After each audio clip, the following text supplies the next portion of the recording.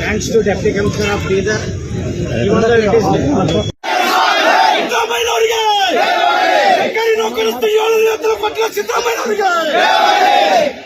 रही है वो मूड़ा हगरण में सिद्धरामैया का कोई काम नहीं है, बात नहीं है, उनका कोई गलती नहीं है।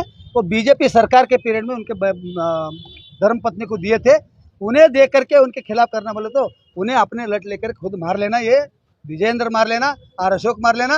कुमार स्वामी 3 दिन पहले बोले ये बदमाशी है, हम नहीं जाते बोल करके, फिर क्या खाया कि पता नहीं है। चंडाल चौकड़ियों का काम करते, सुबह एक बात शाम के एक बात। ऐसे बदमाशों का जो सरकार बनाए, ये गरीब लोगों का हत्या करने को सोच रहे। तो इसलिए गुजार होना, जागृत होना। आगे के लिए सारे लोग अपने खाने का दुश्मनी कुछ भी रहने दो, मगर वोट के टाइम आएंगे तो बाबा साहब के वोट का हक दिया जैसा हर एक लोग इन बदमाश बीजियों के खिलाफ में वोट देने का सीख लो। आगे सरकार ला करके अपना खुशामतम बना लेंगे। सरकार तो सहूलत दी है, उसी तरीके से कुछ भी गड़बड़ हो गया तो हम बराबर अपना सब कुछ त्याग करने के लिए तैयार है बोल करके ये जो संघर्ष है, राज्यपाल का आदेश वापस लेना, ये गवर्नर से लेकर हम राष्ट्रपति को मनवी दे रहे। और 7 तारीख का जो राजभवन चलो प्रोग्राम है उसमें भाग लेने का हम तैयारी करते हैं खत्म होते साथ ही। और 9 तारीख को मैसूर में होने के प्रोग्राम में हिस्सा लेकर के जागृत करने का। और सभी भाई से रिक्वेस्ट करता हूँ, घर घर में ये चर्चा करो, घर घर में समझा करके। और सबसे ज़्यादा आप लोगों को नमस्ते करता हूँ, क्योंकि कोई पेपर में एक पढ़ता या जो चिंपड़ भाषण करते 2 सुनते, मगर आप लोगों के मैं रिक्वेस्ट करता हूँ, आप लोगों के दिमाग पूरा खोल करके इतना ज़बरदस्त प्रचार कीजिए कि सच्चाई का किसी के गुलाम बन करके नहीं बोल करके मैं रिक्वेस्ट करता हूँ।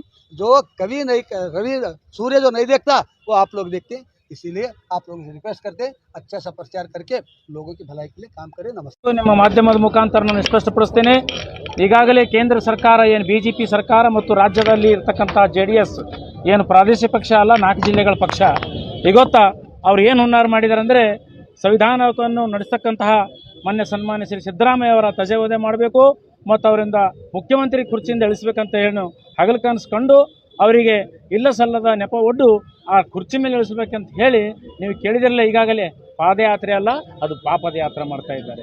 ಪಾಪದಯಾತ್ರೆ ಯಾಕೆ ಮಾಡ್ತಾ ಇದ್ದಾರೆ ಅಂದರೆ ಇವತ್ತು ರಾಷ್ಟ್ರದಲ್ಲಿ ರಾಜ್ಯದಲ್ಲಿ ಪ್ರವಾಹ ಬಂದು ಸಾವಿರಾರು ಜನರು ದಿಕ್ಕೋಪಾಲಾಗಿ ಹುಡ್ತಾ ಇದ್ದಾರೆ. ಜನರ ವಿರೋಧ ಪಕ್ಷದ ಕೆಲಸ ಏನಾಗಿತ್ತು, ವಿರೋಧ ಪಕ್ಷದವರು ಜನರ ನಾಡಿ ಮಿಡಿತ ಮಾಡಿದ್ದು, ಜನರ ಧ್ವನಿಯನ್ನು ಸರ್ಕಾರಕ್ಕೆ ಮುಡಿಸ್ತಕ್ಕಂಥ ಕೆಲಸ ಮಾಡೋದು ಬಿಟ್ಟು ಅವರು ರಾಜ್ಯದಲ್ಲಿ ಜನರಿಂದ ಆಯ್ಕೆಯಾಗಿರುವಂತಹ ಪ್ರಜಾಪ್ರಭುತ್ವ ಅಡಿಯಲ್ಲಿ ನಡೀತಕ್ಕಂಥ ಸರ್ಕಾರವನ್ನು ಅಸ್ಥಿರಗೊಳಿಸಿ ಹಿಂದಿನ ಬಾಕಿಲಿನಿಂದ ಈ ಹಿಂದೆ ಏನು ಆಪರೇಷನ್ ಕಮಲ ಮಾಡಿದ್ದರು, ಇವತ್ತು ಅರವಿಂದ್ ಕೇಜ್ರಿವಾಲ್ ಜೈಲಿಗೆ ಹಾಕಿದ್ದಾರೆ, ಇವತ್ತು ಜಾರ್ಖಂಡ್ನ ಮುಖ್ಯಮಂತ್ರಿಗೆ ಜೈಲಿಗೆ ಹಾಕಿದ್ದಾರೆ. ಹೀಗೆ ಅನೇಕ ಮುಖಂಡರುಗಳನ್ನು ಹಿಂದಿನ ಬಾಗಿಲಿನಿಂದ ಇಡಿ ಮತ್ತು ಅವರ ಎಲ್ಲ ಕಾನೂನುಗಳನ್ನು ದುರುಪಯೋಗಪಡಿಸಿಕೊಂಡು ಈಗಾಗಲೇ ಹಾಕಿದ್ದು ನಮ್ಗೆ ಗೊತ್ತಿದೆ. ಈಗ ಏಕೈಕ ನಾಯಕ ದಕ್ಷಿಣ ಭಾರತದಲ್ಲಿ ಇರತಕ್ಕಂಥ ಸಿದ್ದರಾಮಯ್ಯನವರನ್ನು ಅಸ್ಥಿರಗೊಳಿಸಿ ಅವರಿಗೆ ಹೆಂಗಾದರ ಮಾಡಿ ಈ ಕುರ್ಚಿಯಿಂದ ಇಳಿಸಬೇಕಂತೇನು ಇವತ್ತೇನು ಪಾದಯಾತ್ರೆ ಮಾಡ್ತಾ ಇದ್ದಾರಲ್ಲ, ಈ ಕೇಂದ್ರದ ಕೈಗೊಂಬೆಯಾಗಿ ರಾಜ್ಯಪಾಲರು ಏನು ನಡೀತಾ ಇದ್ದಾರೆ ಅದಕ್ಕೊಂದು ಧಿಕ್ಕರಿಸಿ ನಾವು ಈ ಒಂದು ಪ್ರತಿಭಟನೆ ಮಾಡಿದ್ದೇವೆ. 7ನೇ ತಾರೀಕು ಬೆಂಗಳೂರಿನ ಫ್ರೀಡಂ ಪಾರ್ಕಲ್ಲಿ ಭಾಳ ದೊಡ್ಡ ಪ್ರತಿಭಟನೆ ಆಗ್ತಾ ಇದೆ. ಅದೇ ರೀತಿ ಮುಂದೆ 9ನೇ ತಾರೀಕು, ಅವ್ರು 10ನೇ ತಾರೀಕು ತಾನೇ ಎತ್ಕೊಂಡು ಕುಂತಾರಲ್ಲ, ನಾವು ರಾಜ್ಯದ ಜನರು ಹೀಗೆ ಎಚ್ಚೆತ್ತುಕೊಂಡಿದ್ದೇವೆ. 9ನೇ ತಾರೀಕು ಮೈಸೂರಿನಲ್ಲಿ ಸಹ ಭಾಳ ದೊಡ್ಡ ಮಟ್ಟದಲ್ಲಿ ಐತಿಹಾಸಿಕ ಪ್ರತಿಭಟನೆಯನ್ನು ಸಿದ್ದರಾಮಯ್ಯನವರನ್ನು ರಕ್ಷಿಸಬೇಕು. ಈ ರಾಜ್ಯದ ಜನರನ್ನು ಎಲ್ಲ ಗ್ಯಾರಂಟಿಗಳನ್ನು ಸಮಗ್ರವಾಗಿ ಜಾರಿಯಾಗಬೇಕು. ಕಾಂಗ್ರೆಸ್ ಸರ್ಕಾರಕ್ಕೆ ಈ ಅಹಿಂದ ಮತಗಳಿಂದ ಮತ್ತು ಹಿಂದುಳಿದರ ಮತಗಳಿಂದ, ಅಲ್ಪಸಂಖ್ಯಾತರ ಮತಗಳಿಂದ ಎಲ್ಲ ಸಂಘಟನೆಗಳ ಒಂದು ಐಕ್ಯತೆಯಿಂದ ಬಂದಂತಹ ಈ ಕಾಂಗ್ರೆಸ್ ಸರ್ಕಾರ ಮತ್ತು ಸಿದ್ದರಾಮಯ್ಯ ಸರ್ಕಾರವನ್ನು ಅಸ್ಥಿರಗೊಳಿಸಲು ಹುನ್ನಾರ ಮಾಡುತ್ತಿರುವವರನ್ನು ಖಂಡಿಸಿ ಮತ್ತು ಈಗಾಗಲೇ ಏನು ಸನ್ಮಾನ್ಯ ರಾಜ್ಯಪಾಲರು ಏನು ನೋಟಿಸ್ ಕೊಟ್ಟಿದ್ದಾರೆ ಆ ನೋಟಿಸನ್ನು ತಕ್ಷಣ ಹಿಂಪಡೆದು ಇಲ್ಲಿ ಜನರ ಆಡಳಿತ ಸುವ್ಯವಸ್ಥೆಯಾಗಿ ನಡೀಬೇಕು. ಇಲ್ಲದಿದ್ದಲ್ಲಿ ರಾಜ್ಯದಲ್ಲಿ ಯಾವುದಾದರೂ ಅನಾಹುತಗಳಿದ್ದರೆ ಅದಕ್ಕೆ ಕೇಂದ್ರ ಸರ್ಕಾರ ಮತ್ತು ರಾಜ್ಯಪಾಲರ ಹೊಣೆ ಆಗ್ತಾರಂತ ಹೇಳಿ ಈ ಮೂಲಕ ನಾವು ಎಚ್ಚರಿಕೆಯನ್ನು ನೀಡಲಿಕ್ಕೆ ಬಂದಿದ್ದೇವೆ. ಬಂಧುಗಳೇ, ಧನ್ಯವಾದ. ಸುದೀರ್ಘ ರಾಜಕೀಯದಲ್ಲಿ ಹಲವು ಮಹತ್ವದ ಹುದ್ದೆಯಲ್ಲಿ ಇದ್ದರೂ ಒಂದೇ ಒಂದು ತಪ್ಪು ಇಲ್ಲದ ನಾಯಕ ಸಿದ್ದರಾಮಯ್ಯರವರ ವರ್ಚಸ್ಸಿಗೆ ಮಸಿ ಬೆಳೆದು ಅವರನ್ನು ರಾಜಕೀಯವಾಗಿ ಮುಗಿಸಿಯೇ ಬಿಡುವ ಹುನ್ನಾರ ಮಾಡುತ್ತಿದ್ದಾರೆ. ಅವರಿಗೆ ಅಟ್ಟಿಯಲ್ಲ, ಮುಂದೆ ಕಾಂಗ್ರೆಸ್ ಆಸೆ ಮಾಡಬೇಕಲ್ಲ, ಇದರಲ್ಲಿ ಸಣ್ಣವರು ಸತ್ತೋಗ್ಬೇಕಲ್ಲ, ಇದ್ರ ಬಗ್ಗೆ ಎಚ್ಚರಿಕೆ ಆಗಬೇಕಲ್ಲ. ಇದು ಮನವಿ ಪತ್ರದ ಬಿಜೆಪಿ ಮತ್ತು ಜೆಡಿಎಸ್ ರಾಜ್ಯ ನಾಯಕರು ಕುತಂತ್ರಕ್ಕೆ ಬಿಜೆಪಿಯ ರಾಷ್ಟ್ರೀಯ ನಾಯಕರ ಕುಮ್ಮಕ್ಕು ನೀಡುತ್ತಿದ್ದಾರೆ. ರಾಜ್ಯಪಾಲರ ಮುಖಾಂತರ ರಾಜ್ಯದ ಕಾಂಗ್ರೆಸ್ ಸರ್ಕಾರವನ್ನು ಅಸ್ಥಿರಗೊಳಿಸಲು ಕೇಂದ್ರ ಸರ್ಕಾರ ಪಿತೂರಿ ನಡೆಸುತ್ತಿದೆ. ಯಾಕ ಕರ್ನಾಟಕ ರೊಕ್ಕನೆ ಕೊಟ್ಟಿಲ್ಲ, ಬರೀ ಆಂಧ್ರ ಮತ್ತು ಬಿಹಾರ ಕೊಟ್ರ ಅಂತಂದಿರ್ತೀವಿ. ಹೆಸರು ಯಾಕೆ ಹೇಳಿದ್ರಿ ಅಂದಾಗ ಪಾಪ ತಾಯಿ ಹೆಣ್ಮಗಳು ನಮ್ಮ ನಿರ್ಮಲಾ ಸೀತಾರಾಮನ್ ತಾಯಿಯವರು ನಾವು ಯಾರ್ದು ಹೆಸರು ಹೇಳಿಲ್ಲ, ಯಾಕೆ ಎರಡು ಹೆಸರು ಹೇಳಿದ್ರಿ, ಈಟ್ ಕಾಮನ್ ಸೆನ್ಸ್ ಬರ್ಬಾರ್ದ, ಯಾರ್ದು ಹೆಸರು ಹೇಳದಂಗೆ ಕೊಡಬೇಕಾಗಿತ್ತು. ಈ ಅಡ್ಡೆ ಹೆಸರು ಹೇಳ್ತಿರೋದಾಗ ಹೊಟ್ಟೆ ಕಿತ್ತಾಗ್ತದೆ. ತಾಯಿಯವ್ರಿಗೆ ಒಬ್ಬರಿಗೆ ನಮಸ್ಕಾರ ಮಾಡಿದ್ರೆ ನಮ್ಮ ಇದು ಕಾಮನ್ ಸೆನ್ಸ್ ಅಲ್ವಾ? ಯಾಕೆ ಪಟ್ಟಣ ಅಂತ ಕೇಳಿದಕ್ಕೆ ಬದನಾಮ್ ಆಗಲತ್ತ ತಿಳ್ಕೊಂಡು ಈ ಪಿತೂರಿಗೆ ಹೋಗ್ತಾ ಇದ್ದಾರೆ. JDS ನಾಯಕ HD ಕುಮಾರಸ್ವಾಮಿ ಅವರು, ರಾಜ್ಯ ಬಿಜೆಪಿ ನಾಯಕರಾದ R ಅಶೋಕ್, BY ವಿಜೇಂದ್ರ ಜೊತೆಗೆ ಬಿಜೆಪಿ ರಾಷ್ಟ್ರೀಯ ನಾಯಕರಾದ ನರೇಂದ್ರ ಮೋದಿ ಸಾಹೇಬರು, PL ಸಂತೋಷ್ ಸಾಹೇಬರು, ಅಮಿತ್ ಶಾ ಮತ್ತು ಮತ್ತಿತರರು ಮುಖ್ಯಮಂತ್ರಿ ಸಿದ್ದರಾಮಯ್ಯರನ್ನು ರಾಜಕೀಯವಾಗಿ ಮುಗಿಸಲು ಸಂಚು ರೂಪಿಸುವುದರ ಹಿಂದೆ ಹಲವು ಕಾರಣಗಳಿವೆ. ಸಿದ್ದರಾಮಯ್ಯರನ್ನು ಅಧಿಕಾರದ ಕೆಳಗೆ ಇಳಿಸಿ ಹಿಂದುಳಿದ ವರ್ಗಗಳ ನಾಯಕತ್ವವನ್ನು ಕೊನೆಗಾಣಿಸಬಹುದು.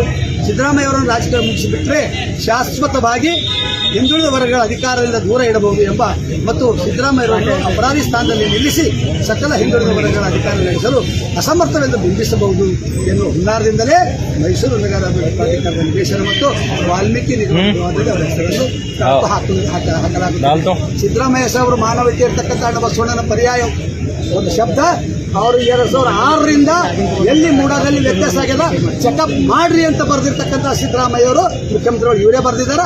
ಚೆಕಪ್ ಮಾಡೋದಾಗ ಬರ್ತಾ ಇದೆ, ನಾವು ಶಿಕ್ಷಣ ಬಿಟ್ಟು ಮನೆಗೆ ಹೋಗ್ತೇವಲ್ಲ ಅಂತ ತಿಳ್ಕೊಂಡು ಈ ಹುನ್ನಾರ ಮಾಡ್ತಾ ಇದ್ದಾರೆ.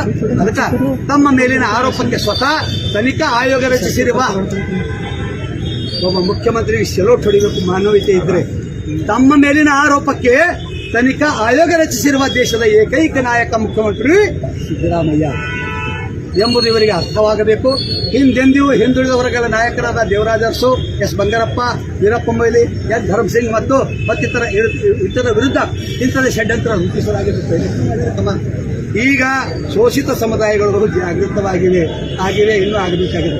ಸಮಾಜವಾದದ ಹಿನ್ನೆಲೆಯಿಂದ ಬಂದಿರುವ ಸಿದ್ದರಾಮಯ್ಯರವರು ಸದಾ ಬಡವರು, ಮಹಿಳೆಯರು, ರೈತ ಮತ್ತು ಕಾರ್ಮಿಕರ ಪರ ಇರುವಂತೆ ಈ ವರ್ಗಗಳು ಸಿದ್ದರಾಮಯ್ಯ ಮತ್ತು ಕಾಂಗ್ರೆಸ್ ಸರ್ಕಾರದ ಪರ ಬಂಡೆಯಂತೆ ನಿಂತಿವೆ ಎಂಬುದು ಕಳೆದ ಚುನಾವಣೆಯಲ್ಲಿ ಗೊತ್ತಾಗಿದೆ. ಹಿಂದುಳಿದ ವರ್ಗಗಳ ನಾಯಕ ಸಿದ್ದರಾಮಯ್ಯ ಅವರ ವಿರುದ್ಧ ಷಡ್ಯಂತ್ರ ರೂಪಿಸಿರುವ ಬಿಜೆಪಿ ಮತ್ತು JDS ನಾಯಕರಿಗೆ ತಕ್ಕ ಪಾಠವನ್ನು ಕಲಿಸಲು ನಿರ್ಧರಿಸುತ್ತೇವೆ. ರಾಜ್ಯ ಸರ್ಕಾರವನ್ನು ಅಸ್ಥಿರಗೊಳಿಸುವುದು, ಸಿದ್ದರಾಮಯ್ಯರನ್ನು ದುರ್ಬಲಗೊಳಿಸುವ ಕುತಂತ್ರವನ್ನು ಕೂಡಲೇ ನಿಲ್ಲಿಸಬೇಕು. ಶೋಷಿತ ಸಮುದಾಯಗಳ ಜನನಾಯಕ ಮುಖ್ಯಮಂತ್ರಿ ಸಿದ್ದರಾಮಯ್ಯವರ ತೇಜೋವಧೆ ಖಂಡಿಸಿ ಮತ್ತು ರಾಜ್ಯ ಸರ್ಕಾರವನ್ನು ಅಸ್ಥಿರಗೊಳಿಸಲು ಹೊರಟಿರುವ ರಾಜ್ಯಪಾಲರ ನಡೆಯನ್ನು ವಿರೋಧಿಸಿ ರಾಜ್ಯವ್ಯಾಪ್ತಿ ಪ್ರತಿಭಟನೆ ಮಾಡಲು ಕರ್ನಾಟಕ ಶೋಷಿತ ಸಮುದಾಯಗಳ ಮಹಾ ಒಕ್ಕೂಟ ರಾಜ್ಯ ಸಮಿತಿ ನಿರ್ಧರಿಸಿದೆ. ಕರ್ನಾಟಕ ಶೋಷಿತ ಸಮುದಾಯಗಳ ಮಹಾ ಒಕ್ಕೂಟದ ನೇತೃತ್ವದಲ್ಲಿ ನಾಡಿನ ಎಲ್ಲಾ ಜಿಲ್ಲೆಗಳಲ್ಲಿ ಆಗಸ್ಟ್ 5ನೇ ತಾರೀಕು ಜಿಲ್ಲಾ ಮಟ್ಟದ ಬೃಹತ್ ಕಾರ್ಯಕ್ರಮದ ಮೂಲಕ ಈ ಮನವಿ ಪತ್ರವನ್ನು ತಮಗೆ ಸಲ್ಲಿಸುತ್ತಿದ್ದೇವೆ.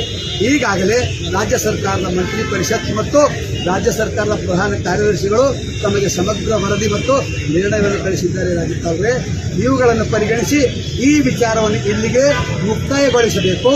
ಮಾನ್ಯ ಸಿದ್ದರಾಮಯ್ಯರನ್ನು ಟಾರ್ಗೆಟ್ ಮಾಡಿ ಅವರನ್ನು ವಿನಾಕಾರಣ ಸಿಲುಕಿಸಲು ಷಡ್ಯಂತ್ರ ಕುತಂತ್ರ ಮಾಡಿದ್ದೇ ಆದರೆ ನಾಡಿನ ಜನತೆ, ಶೋಷಿತ ಸಮುದಾಯಗಳು ದಿನಾಂಕ 5/8/24ರಂದು ಬೀದರ್ ಜಿಲ್ಲೆಯ ಶೋಷಿತ ಸಮುದಾಯದ ವತಿಯಿಂದ ಮಾನ್ಯ ಜಿಲ್ಲಾಧಿಕಾರಿಗಳ ಮುಖಾಂತರ ರಾಜ್ಯಪಾಲರಿಗೆ ಮನವಿ ಸಲ್ಲಿಸುತ್ತಿದ್ದೇವೆ, ಎಚ್ಚರಿಕೆ ಮನವಿ ಸಲ್ಲಿಸುತ್ತಿದ್ದೇವೆ. ಒಂದು ವೇಳೆ ಗೌರವಾನ್ವಿತ ರಾಜ್ಯಪಾಲರು ಸಿದ್ದರಾಮಯ್ಯನವರ ಸರ್ಕಾರವನ್ನು ಬೀಳಿಸಲು ಕೈ ಬಿಡದೆ ಹೋದರೆ ಶೋಷಿತ ಸಮುದಾಯದ ವತಿಯಿಂದ ಶೀಘ್ರದಲ್ಲಿಯೇ ರಾಜಭವನ ಮುತ್ತಿಗೆ ಚಳವಳಿ ಮಾಡಲಾಗುವುದು ಎಂದು ನಿರ್ಧರಿಸಿದ್ದೇವೆ. ಮುಂದಿನ ಕಾರ್ಯಕ್ರಮಗಳಿಗೆ ಸರ್ಕಾರ ಈ ಒಂದು ರಾಜ್ಯಪಾಲರು ಮತ್ತು ಕೇಂದ್ರ ಸರ್ಕಾರ ಮಾನವೀಯತೆ ತಗೊಂಡು ಈ ಒಂದು ಸಿದ್ದರಾಮಯ್ಯ ಕೇಸನ್ನು ವಾಪಸ್ ಮಾಡಲೇಬೇಕು. ಮಾಡದೇ ಇದ್ರೆ ಯಾರು ಭಯ ಬೀಳಬೇಡ್ರಿ. ಒಂದು ಶಬ್ದ ಹೇಳ್ತೀನಿ ಬೀದರ್ ಭಾಷೆದಾಗ, ಬೀದರ್ ಅಂದ್ರೆ ಬೇಡರ್ ಅಂತದ. ಚೋ ಡರ್ ಗಯಾ, ಚೋ ಡರ್ ಗಯಾ, ಚೋ ಡರ್ ಗಯಾ. ಸಿದ್ದರಾಮಯ್ಯ ಧಕ್ಕೆ ಆಯ್ತಂದ್ರ ಚಿಂತಿಲ್ಲ, ಸಾವಿಗೆ ಹೆದರಬೇಡ್ರಿ, ಜೈಲಿನ ಖಾತೆ. ಆದ್ರೆ ಇದಕ್ಕೆ ನ್ಯಾಯಯುತವಾಗಿ ಕೊಡ್ತಕ್ಕಂಥ ಶೀಘ್ರವಾದಂಥ ಒಳ್ಳೆ ಶಬ್ದಗಳಲ್ಲಿ ಸರ್ಕಾರಕ್ಕೆ ಬರೆದು ರಾಜ್ಯಪಾಲರ ಮುಖಾಂತರ, ಜಿಲ್ಲಾಧಿಕಾರಿಗಳ ಮುಖಾಂತರ ಕೊಡ್ತಾ ಇದ್ದೀವಿ. ರಾಜ್ಯಪಾಲರ ಮುಖಾಂತರ ರಾಷ್ಟ್ರಪತಿಗಳ ಸಲ್ಲಿಸಬೇಕು ಈ ಮನವಿಯನ್ನ ಜಿಲ್ಲಾಧಿಕಾರಿ